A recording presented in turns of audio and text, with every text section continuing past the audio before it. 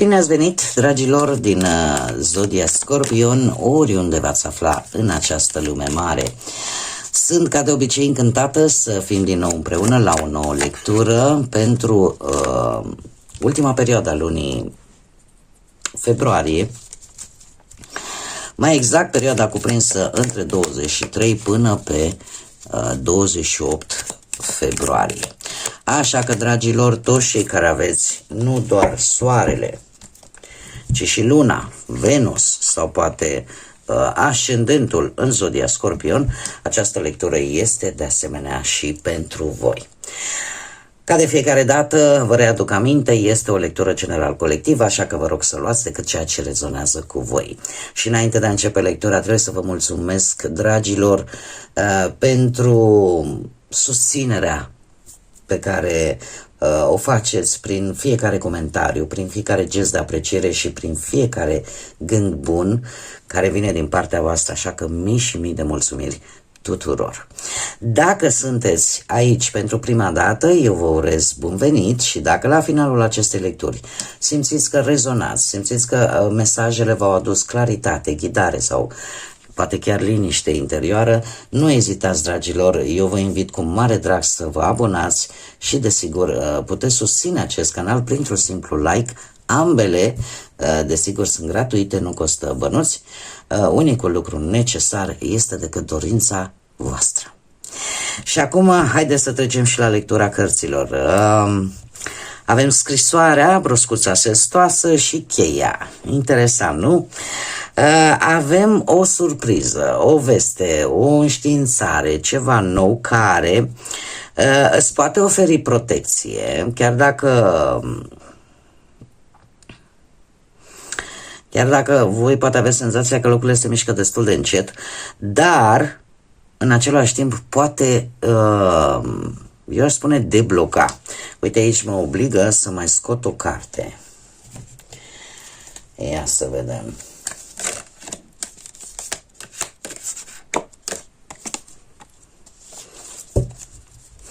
Este de bine. Haide să vedem.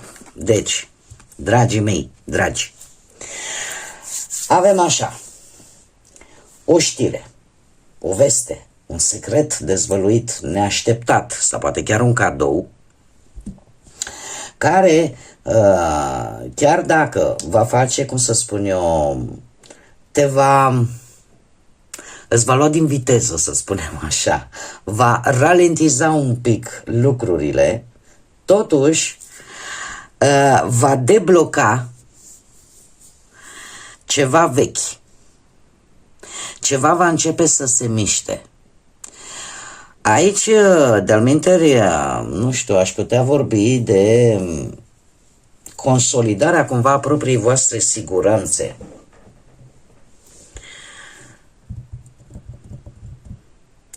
Mai degrabă aș zice în felul următor: este posibil că această veste, este ceva important, poate chiar să vină într-un plic. Poate să fie chiar o înștiințare scrisă, pur și simplu. Dar, desigur, poate să vină și și pe alte căi, ca să spun așa, care totuși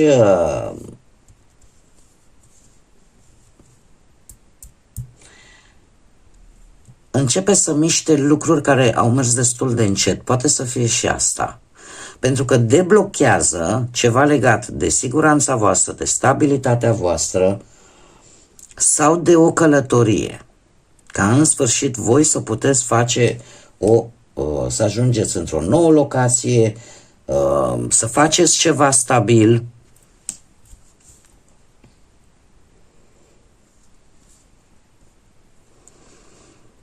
Ceva vechi, cumva ori se va debloca, ori ți se va deschide calea către stabilitate. În afară de asta, putem vorbi chiar strict de o cheie. O cheie la propriu, către o casă, către o mașină, nu știu, ce se poate deschide cu o cheie. O situație care are legătură poate cu un mijloc de transport, cu o casă, cu o proprietate și care vouă să vă aducă siguranță, să vă aducă stabilitate sau să vă ajute cum am mai spus, să ajungeți poate într-o nouă locație, să găsiți o nouă locație sau să vă consolidați strict propria voastră stabilitate, propria voastră siguranță, da? Cumva să ridicați ancora, pur și simplu. Haideți să vedem acum ce ne spune tarotul. Ce vine pentru dragii mei din Scorpion în săptămâna 23-28 februarie?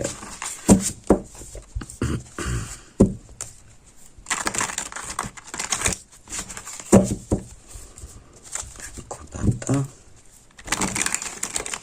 Bun. Haideți să vedem.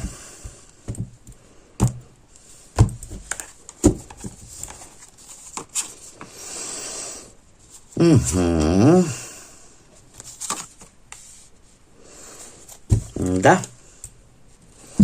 Provocarea pentru voi vine cu judecata. Vine cu judecata. Este vorba despre ori vreun apel telefonic, se vede clar, încă o dată apare înștiințarea, apare vestea.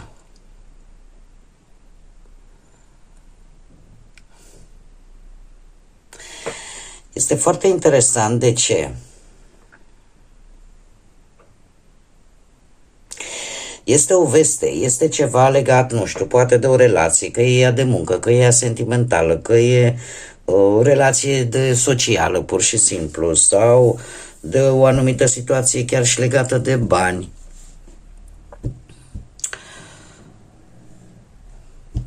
Poate să fie vorba și de o prejudecată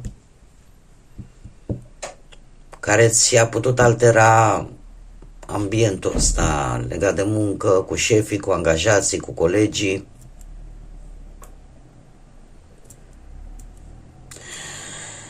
Poate să fie și de bani. Interesant este că asta vă va trezi curiozitatea enorm de mult și cu precădere cei care aveți și ca ascendent poate zodii de aer, Gemeni, Balanță sau Vărsător. Veți fi mult mai curioși, chiar dacă asta implică un pic și un pic de nerăbdare, ca să zic așa.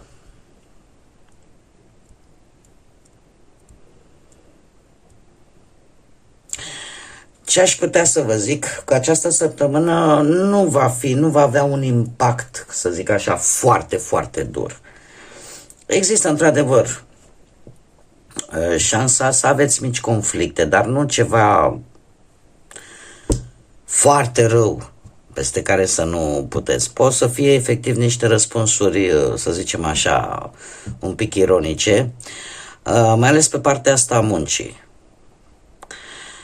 Conflicte ușoare pentru, nu știu, un job nou, pentru o anumită documentație, să ai senzația că are ceva cu mine. Da, îmi cere mie și cu tare are ceva cu mine, clar. Un pic de mania conspirației. Nu este cazul. Asta se întâmplă pentru că voi aveți o energie de nerăbdare, dar și de curiozitate în același timp.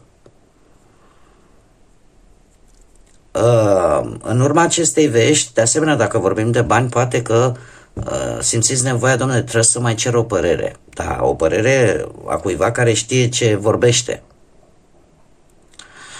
Pe de altă parte, pe partea asta amoroasă, posibil să apară la fel, cum am mai spus, aceste conflicte ușoare în care e ca și cum îi spune, dă-mi un pic de timp, lasă-mă că acum sunt agitată, nu mă stresa săptămâna asta, că nu se știe cum îți răspund. Ceva de genul ăsta. Ce este și mai interesant, doiul de bâte. Doiul de bâte, de fapt, îmi vorbește de... pune accent, să spunem așa, mai mult pe o situație legată de familie. Pe o situație legată de familie și o situație care te pune un pic în dilemă, te pune un pic, îți ridică niște semne de întrebare. Sau poate să fie vorba și de alte persoane care sunt involucrate în această situație și finalul de februarie, să zicem, ar putea veni cu o decizie pe care voi va trebui să o luați. Sau cu situația în care trebuie să găsiți soluții cât mai viabile, cât mai bune. De asemenea, apare o călătorie cu acest 2 de bâte. Nu știu, poate că trebuie să obțineți în urma acestei vești o specializare sau să ajungeți la jobul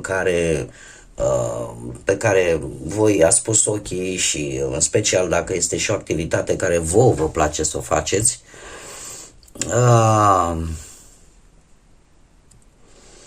Pe partea financiară spune că e o săptămână în care cumva lucrurile totuși sunt destul de echilibrate, ținând cont de banii care intră în buget și ăia care ies. Și chiar și aceste mici conflicte care pot apărea atât la nivelul relațional cât și poate la locul de muncă, cumva nu e ceva peste care să nu se poată trece. Voi știți exact cum să le rezolvați, știți ce să faceți. Iar aici aș face o mică paranteză pentru cei care sunteți singuri.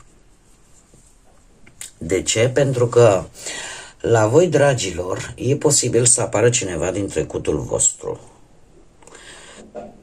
Nu știu, cineva ori cu care ați mai avut vreo relație, ori cineva din trecutul vostru, cu care, sau în momentul în care v-ați separat, separarea nu a fost tocmai, să zicem așa, super amiabilă.